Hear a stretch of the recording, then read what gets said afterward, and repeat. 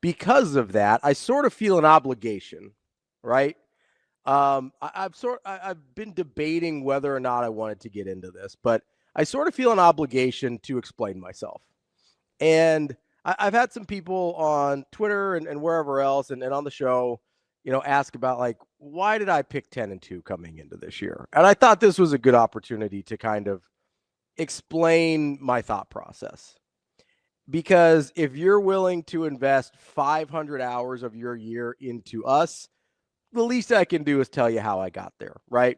So, from a very practical football standpoint, and I said this before the year, and I said this before the season, was I thought special teams by itself was worth 2 more wins, right? I didn't think that was a hot take. Last year, I think if Mike Eckler is the special teams coordinator, they're an 8-win team instead of a 6-win team. That's pretty self-explanatory.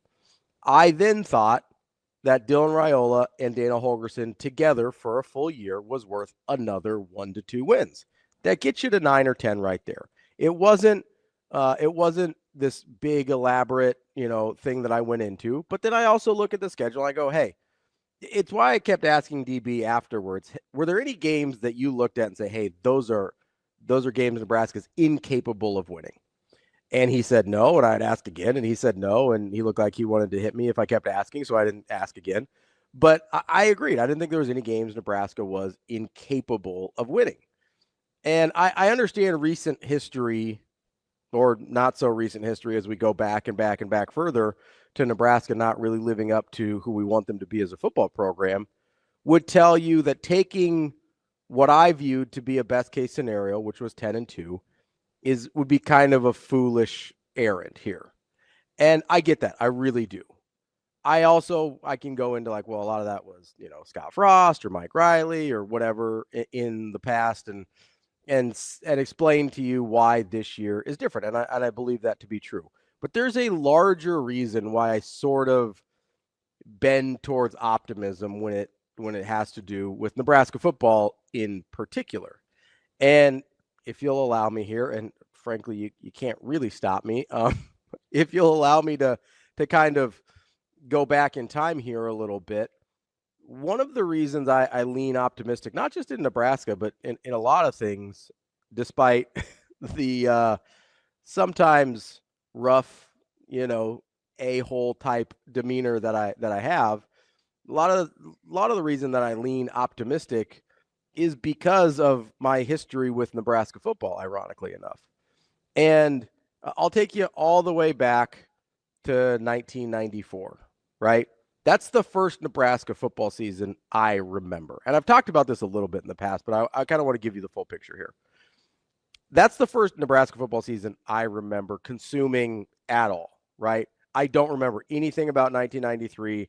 I have gone back and watched some of those games since then, but that was not something I experienced in real time.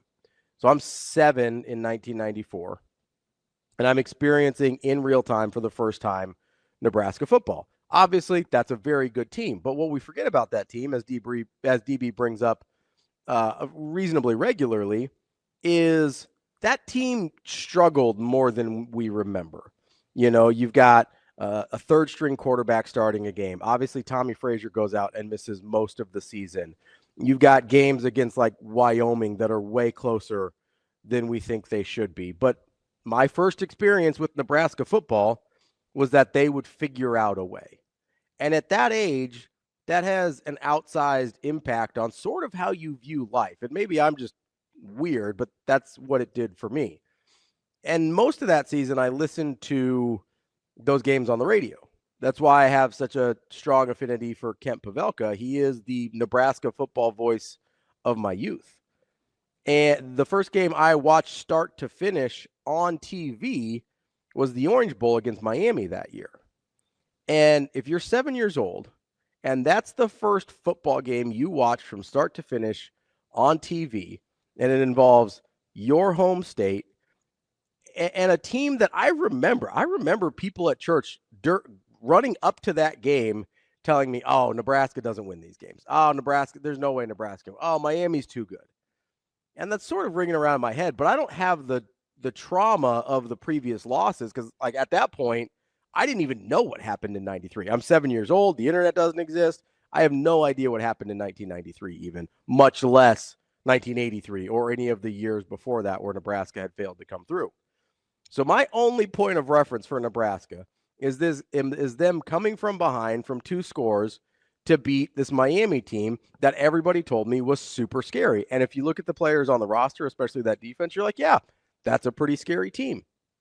But that is my starting point, not just for Nebraska football, but that's one of my earliest memories in life. You get some spotty things before that, but kind of when I'm 7 years old, it's also the year I was diagnosed with diabetes, that's when I start remembering daily life on a regular basis. And so I've got this, as I go through my life, I've got this memory of Nebraska doing a thing nobody told me they could do, and everybody frankly told me they couldn't do, seared into my mind. And it was sort of the catalyst for my entire life to believe that good things can and do happen.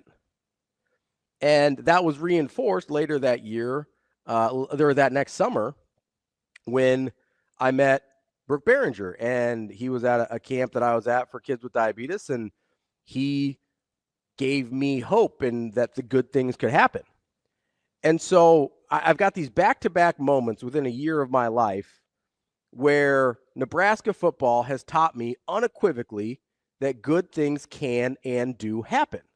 And I carried that with me forever, if I'm being honest with you. And even when a bad thing happens, right?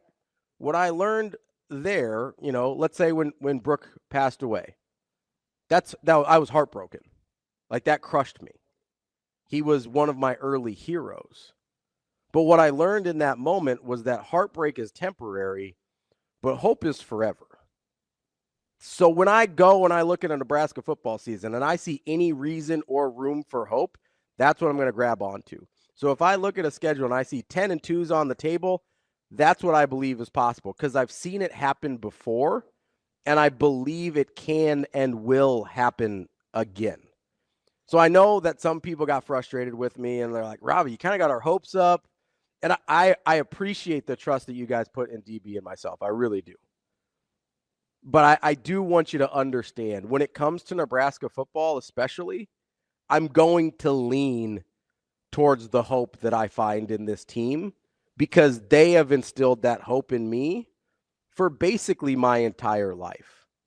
They're the reason that I believed I could do this job without having any training or experience or anything like that. And then I could say things to DB 7 years ago like, hey, someday we're going to do a show together, and him not laugh me out of the room. It's sort of the foundation for all the good things I believe are capable in life. So when I look at a football schedule, I'm going to believe good things are capable there as well. That's my little spiel. I appreciate you guys indulging me here for a minute.